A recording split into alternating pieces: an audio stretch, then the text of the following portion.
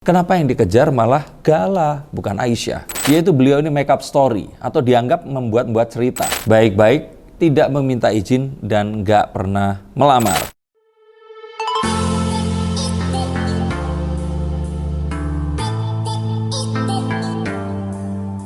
Halo Science-Seekers, kembali berjumpa bersama saya Denny Darko. Tidak ada yang namanya misteri, yang ada adalah tanda-tanda yang kita semua coba untuk mengerti. Kalau kita bicara tentang Pak Dodi, atau masyarakat atau kalian semua dengar kata Pak Dodi, itu ingatnya dengan sinetron Tersanjung zaman dulu, yang judulnya itu tuh, yang episodenya itu berjilid-jilid dan gak ada selesainya. Bahkan dibuat ada Tersanjung 1, 2, 3, bahkan kemarin ini ada versi terbarunya Tersanjung. Berjilid-jilid orang yang datang dan pergi. Permasalahannya pun ini beragam. Kayak kalau masalah selesai ada yang baru, masalah selesai ada yang baru, terus-menerus seperti itu. Ini akhirnya sampai mungkin menjadi bosan. Akhirnya sinetronnya bungkus waktu itu. Tapi kalau ini masyarakat bosan karena episodenya ini makin dibuat, kalau kita bilang tuh ngadi-ngadi atau dibuat-buat. Kalau sinetron itu tujuannya kan menaikkan rating dengan mengumpulkan orang-orang penonton nih dan memainkan hati mereka, cups di situ. Nah, kalau di sini ini netizen pun mengira hal serupa gitu. Ini dibuat-buat itu untuk menaikkan rating. Rating siapa? Ya ratingnya Pak Dodi agar tetap eksis, biar tetap diundang TV, biar tetap dikejar wawancara oleh wartawan. Dan apakah ini juga adalah satu plot untuk menaikkan nama Mayang? Kita belum tahu, tapi netizen mulai beranggapan seperti itu. Kalau memang mau menaikkan Mayang atau ingin menaikkan ya pamor dengan cara seperti itu, pansos ya. Saya pun kadang-kadang membahas seperti ini tidak murni ingin membahas, tapi ya karena wah ini seru nih dan banyak penontonnya. Tapi kalau sudah mulai di luar akal sehat dan bikin semua orang itu akhirnya bereaksi mau heran, tapi ini tuh Pak Dodi Sudrajat seperti itu. Nah, akhirnya itulah yang muncul di benak para netizen sekalian ini. Kalau menurut saya Pak Dodi ini harus mulai hati-hati seperti kartu Four of Swords ini. Mulai harus mempertimbangkan langkahnya, karena langkah ini bisa saja nanti akan membunuhnya. Karena kelihatannya trik dan caranya ini sudah berangsur-angsur mulai nampak efek sampingnya atau dampaknya. Masyarakat udah mulai bisa menebak ulah kakek Gala yang satu ini yang selalu muncul dengan masalah dan konflik yang baru saat masalah dan konflik yang lama ini sudah terselesaikan. Dan karena ini, maka tingkah pola yang berikutnya ini nggak sesyok masyarakat dulu saat melihat itu tadi. Ya bagus, ternyata masyarakat Indonesia itu nggak semudah itu dibodohi. Kalau dulu mereka itu syok dan terkejut, kenapa kok seorang kakek dan ayah bisa melakukan hal seperti yang dilakukan saat ini? Maka sekarang masyarakat nggak seheboh dulu lagi. Mereka sudah mulai memaklumi, ya namanya juga Pak Dodi seperti itu. Jadi kalau tujuannya adalah untuk mempertahankan nama dan tetap eksis, mungkin harus memikirkan cara yang lain. Selain yang sudah karena saya sebutkan tadi, masyarakat ini juga sudah mulai males kayaknya. Dan sudah mulai menganggap pemberitaan tentang Pak Dodi ini adalah sesuatu yang dibuat-buat.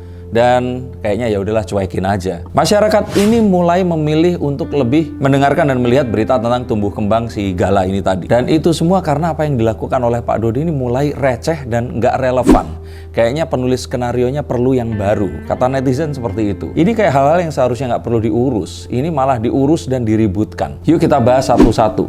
Pertama adalah masalah makam. Meributkan masalah pembinaan makam ini sekarang jadi anyep dan nggak seheboh dulu lagi. Meributkan masalah mempercantik makam itu juga anyep juga, nggak terlalu seheboh dulu. Dan akhirnya makam pun sudah diperbaiki dan dilapis dengan marmer. Sekarang dia meradang karena hal itu. Ini makam anaknya loh, dan anaknya ini sudah meninggal. Apa nggak kepingin anak yang disayanginya ini meninggal dengan tenang? Nah kalau begini kan semua orang jadi mempertanyakan, ini sayang beneran apa sayang? Kalau beliau ini memang nggak setuju atau nggak terima makamnya ini di marmer seperti itu, oke lah, anggap aja ya kita bisa menerima dengan akal sehat dia tidak mau itu dilakukan. Walaupun sebenarnya ini bukan hak beliau juga ya, karena haknya ini harusnya jatuh ke Gala, karena Gala ini adalah anaknya dan anaknya Vanessa Angel almarhumah ini sudah menikah sehingga kan sudah lepas tanggung jawabnya.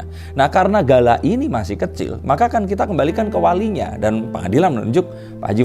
Tapi yang lucu itu bukan mereka yang beliau datangi atau mendatangi Juragan 99 atau Sandi, karena mereka yang memperbaikinya. Beliau ini malah marah-marah di media sosial dan melayangkan somasi. Jadi masyarakat sekarang itu semakin, mungkin kalau dengar kata-kata somasi itu udah nggak seserem dulu lagi, karena ini kayaknya sesuatu yang somasi itu ternyata cuma surat yang dikirimkan oleh pengacara atau seseorang atas sebuah keterberatan satu tindakan yang dianggap melanggar hukum dan hak mereka. Ini ada bagusnya juga sih ya. Tapi ada dugaan juga yang ini membuat paling geleng-geleng kepala, yaitu beliau ini make up story atau dianggap membuat cerita, mengatakan bahwa izin pemindahan makam itu sudah diurus dan lengkap. Tapi kenyataannya yang diterima oleh pihak yang berwenang ini hanyalah sebuah kopi dari sebuah surat. Yang surat itu adalah surat biasa tanpa ada tanda tangan di atas materai dan berasal dari instansi yang berwenang tentang masalah ini. Jadi ya kembali lagi, surat itu nggak ada ketetapan hukumnya. Jika kita bahas lagi deh masalah-masalah kemarin-kemarin ini, mungkin masih dibilang lebih relevan. Contohnya adalah saat beliau ini keberatan tentang adanya rumah donasi. Karena menurut beliau ini akan membuat gala ini harus menanggung beban malu karena di masa depan nanti semua orang akan melihat bahwa dia ini tinggal di sebuah rumah yang hasil donasi. Ya itu mungkin kita anggap relevan lah, dan itu adalah kekhawatiran seorang kakek. Nah tapi ini akan jadi tidak relevan saat beliau ini mempermasalahkan Pak Haji Faisal itu tinggal di rumah tersebut. Kan nggak masuk akal, apakah si Gala ini harus tinggal sendirian di rumah itu tadi? Terus kemudian diributkan masalah Fuji dan Fadli yang tinggal di rumah itu juga. Nah mereka kan juga membantu untuk mengurus si Gala kecil ini tadi loh. Apalagi saat Pak Dodi ini meminta kalau beliau ini datang ke situ, katanya loh ya ini Fuji dan Fadli ini disuruh pergi dulu. Dan mempertanyakan kamar khusus Pak Dodi untuk kalau Pak Dodi berkunjung ke rumah itu tadi. Ini jadi sebuah pertanyaan, dan saya sempat membaca ada satu pendapat dari seorang netizen yang mengatakan ini kayak Samudra Beach di Jogja, ada satu kamar yang diperuntukkan untuk Nyi Roro Kidul tinggal di situ, nggak boleh dihuni oleh yang lainnya. Ini satu hal yang ya ini kelakar, tapi ada satu hal yang nggak masuk akal di sini yang diminta oleh Pak Dodi. Dan ini juga satu hal yang mungkin wacana pemindahan makam yang akan relevan jika ternyata alasannya adalah agar Vanessa Angel ini dekat dengan almarhumah ibunya. Asalkan syaratnya itu dilakukan sejak awal mereka berdua ini dimakamkan. Nah ini nggak relevan saat mereka dimakamkan, beliau ini tenang-tenang dan adem-adem aja. Tapi beberapa saat setelahnya mempermasalahkan dan minta dipindah hanya karena merasa didatangi di dalam mimpi. Ini dilakukan setelah anaknya itu dimakamkan beberapa bulan setelahnya. Ini kan satu hal yang ini kalau seandainya ada pemeran-pemeran antagonis nih di sinetron atau TV. Misalkan contoh Gracia Indri yang terbiasa main sinetron-sinetron jadi peran antagonis. Pak Dodi ini pasti dinilai mainnya kurang cantik ini. Karena sekarang ini yang dibahas ini semakin absurd adalah permasalahan pernikahan antara Vanessa Angel dan Bibi yang dianggap sebagai pernikahan koboi katanya. Ini kayaknya sudah benar-benar kehabisan bahan buat nyerang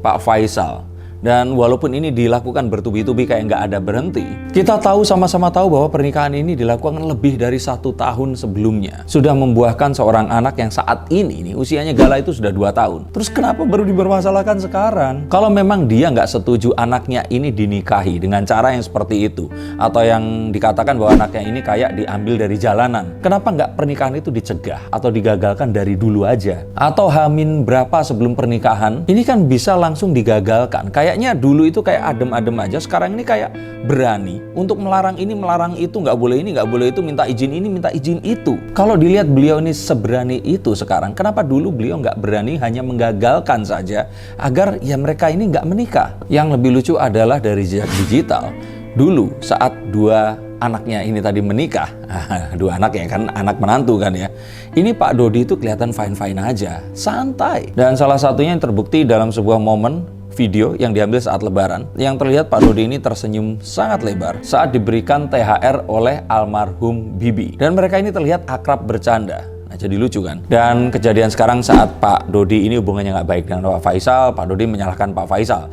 karena dulu memulai semua ini dengan tidak baik. Pak Faisal ini dianggap tidak tahu adat istiadat dan nggak paham agama saat beliau menikahkan anak-anak mereka ini tadi. Dianggap nggak meminta Vanessa dengan baik-baik, tidak meminta izin, dan nggak pernah melamar. Mungkin kata-kata yang tepat itu gimana ya? Anak-anak SD pun juga akan tahu bahwa kalau dia tahu bahwa apa yang dilakukannya ke depannya ini adalah sesuatu yang tidak baik atau nggak benar, maka otomatis dia pasti akan merasa bersalah. Maka semua ini terjadi ya karena hasil dari perbuatan Pak Dodi sendiri. Kita kan sudah menyaksikan sendiri bagaimana Pak Dodi dan Mayang ini diterima dengan baik-baik saat mereka berkunjung sebelum lebaran kemarin. Bahkan Gala pun ini nggak dilarang untuk digendong dan dipeluk oleh mereka berdua. Pak Dodi lah yang sebenarnya membuat semua ini jadi nggak baik dengan ujuk-ujuk pengen mindahin makam. Ujuk-ujuk permasalahan perwalian ini dipertanyakan. Ujuk-ujuk banding, somasi, terus mencibir, dan setiap satu permasalahan ini sudah selesai, dia ini memulai satu masalah baru. Lalu kalau Pak Faisal ini dianggap nggak tahu adat, kenapa pas dulu menikah di Bali ini fine-fine aja, baik-baik aja. Bahkan kalau kita mengingat apa yang disampaikan oleh Marisha Icha, sempat waktu Bibi dan Vanessa ini meminta restu kepada Pak Dodi, Pak Dodi itu malah mengajukan syarat berupa uang 800 juta dan minta untuk diberangkatkan naik haji. Saat persyaratan tersebut tidak disanggupi, Pak Dodi ini langsung menolak dan tidak menerima mereka untuk datang ke rumahnya lagi. Kemudian pernyataan Pak Dodi yang mengatakan bahwa dia sudah tidak menganggap Vanessa sebagai anak dan menolak kedatangan Vanessa ke rumahnya. Bahkan ada sebuah sumber yang mengatakan bahwa Pak Dodi pernah mengatakan sudah menganggap Vanessa ini sudah mati. Nah, kalau kita lihat Vanessa aja yang ini dalam keadaan dewasa ya harus melalui hal seperti itu. Apa kabar Gala jika Gala memang akan diasuh dan walinya ini jatuh kepada Pak Dodi? Maka inilah yang terus kemudian sekonyong-konyong dan cepat sekali menimbulkan keraguan di banyak benak semuanya yang terlibat maupun hanya penonton seperti kita ini. Dan keraguan inilah yang juga disampaikan atau ditunjukkan oleh hakim dan pengadilan dengan tidak memberikan hak perwalian dan asuh ini kepada Pak Dodi. Maka kita akan bertanya-tanya, mau nggak mau kita heran, Pak Dodi ini sayang sama Gala beneran apa enggak? Karena Vanessa yang anak kandungnya saja harus menjalani kehidupan yang sangat berat. Apalagi ini adalah seorang cucu. Apalagi kenyataan bahwa Pak Dodi yang memblokir Puput, sehingga Puput yang seharusnya ini menjadi jalan satu-satunya agar dia bisa berkomunikasi dengan anaknya juga yang masih kecil ini tadi, tapi dia tidak memperhatikan sama sekali. Nah, kalau anak sendiri saja nggak diperhatikan seperti ini, apalagi hanya cucunya. Kenapa yang dikejar malah Gala, bukan Aisyah? Kalau saya bilang, udahlah, tutup ini semua, fokus kepada hal yang positif saja. Karena faktanya almarhum Bibi dan Vanessa ini sudah menikah selama 1 tahun dan semuanya itu fine-fine aja, baik-baik saja. Karir mereka semakin bagus, usaha mereka semakin berkembang. Mereka sudah bisa bahagia dan membangun hidupnya walaupun perlahan-lahan. Apalagi akhirnya mereka memiliki Gala. Maka yuklah, sudahlah Pak, move on deh. Karena kalau ini nggak dihentikan, ini akan berakibat ke Pak Dodi loh, baik secara fisik dan mental. Apa nggak mendingan Pak Dodi sekarang ya sibuk kan harus memilih antara Ayu Wisya dan Tiara Marlin nih. Jadi yuklah Pak Dodi, mendingan ke sesuatu yang lebih positif lah. Dan apapun tadi, apapun itu, harapannya sih Pak Faisal ini nggak capek dan lelah menghadapi hal yang akan berulang-ulang dan terus terjadi dalam waktu yang kita tidak tahu akan sampai kapan. Seliar dan panas apapun bolanya nanti, Pak Faisal jangan sampai terpancing oleh bola yang dilemparkan dari pihak lawannya. Fokus kepada Gala, keluarga Pak Faisal, dan usaha Pak Faisal yang sekarang ada. Tapi ini juga nggak hanya Pak Faisal, ini juga sebuah pesan kepada Pak Dodi. Pak Dodi, stop. Move on itu bisa dilakukan dengan Pak Dodi stop mendengarkan orang-orang yang ingin memanfaatkan Pak Dodi di sini. Karena kalau dikompori terus ini nggak akan pernah selesai dan akan semakin berlarut-larut. Pikirkan mental Gala. Biarkan Gala bahagia. Jangan rusak memori Gala dengan semua hal yang saat ini terjadi. Apalagi ini adalah memori-memori yang awal dari kehidupan seorang manusia. Bahkan baru-baru ini tersebar sebuah video di mana Gala mengatakan papi Gala satu. Dia berceloteh bahwa nggak ada orang yang lain yang akan bisa menggantikan papinya. Mungkin seperti itu maksud dari pernyataannya. Dan bagaimana dia sekarang mulai sering memanggil papi dan maminya. Logikanya mulai bertanya, di mana mereka berada. Apalagi saat nanti dia harus bertemu dengan teman-temannya dan melihat teman-temannya memiliki papi dan mami. Percaya atau nggak percaya, insting anak kecil itu kuat sekali. Gala itu pasti mungkin saja sudah sensing bahwa keadaan statusnya dan orang tuanya ini dipertanyakan dan dipermasalahkan. Jangan membuat anak yang masih kecil ini menderita dengan dia sensing sesuatu atau keadaan yang ternyata ini lebih buruk daripada apa yang dia kira. Yang Gala butuhkan hanyalah rasa aman dan nyaman untuk bertumbuh menjadi besar dan hidup layaknya anak-anak kecil yang lainnya. Maka semoga di tahun ini semua ini selesai. Di 2022 ini drama ini akan usai. Karena sangat-sangat kalau kita nonton beberapa hal yang dilakukan misalkan oleh Uya Kuya ya, kalau dia dengan semua settingannya ini kan ya nggak melibatkan anak kecil, jadi ya mau drama apapun ya kita nonton. Atau Barbie Kumalasari. Tapi melihat Gala ada di sini di tengah perseteruan ini rasanya tidak adil dan kita pasti akan bertanya-tanya akan seperti apa Gala saat dewasa nanti. Untuk kalian yang ingin dibacakan kartunya, silahkan hubungi nomor di bawah sini. Izinkan saya untuk membukakan kartu, jalan yang terbaik untuk kehidupan yang kalian pilih di masa depan nanti. Terima kasih untuk yang tetap menyaksikan. Silahkan subscribe yang belum subscribe, karena di sini kita akan bisa berkaca dari kehidupan dan semua problematika artis dan mengetahui masa depan kita menggunakan kartu yang akan saya baca. Semoga kita selalu diberikan keselamatan, kesehatan, dan salam untuk keluarga kalian semua. Sampai jumpa.